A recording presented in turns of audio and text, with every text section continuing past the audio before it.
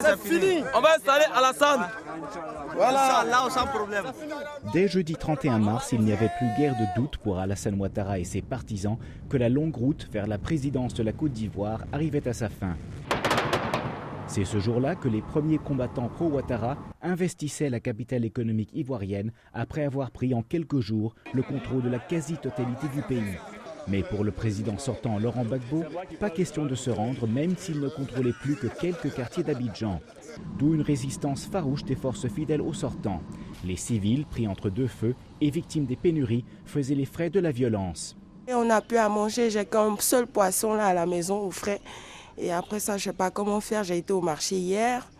J'ai pu avoir 4 tomates à 1000 francs, c'est vraiment difficile. C'est alors aux forces françaises et aux casques bleus de l'ONU d'entrer en action.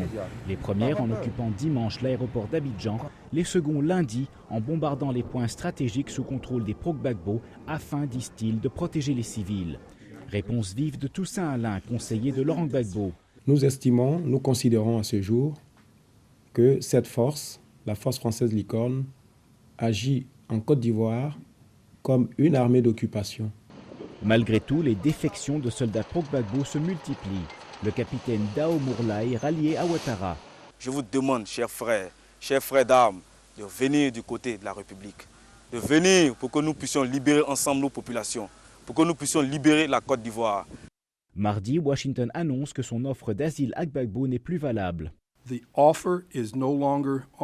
Cette offre ne tient plus car Gbagbo, en fait, a participé aux violations des droits humains de beaucoup d'Ivoiriens.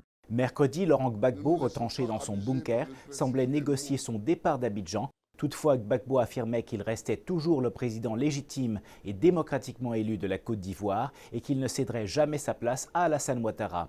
Robert Daguillard, La Voix de l'Amérique à Washington.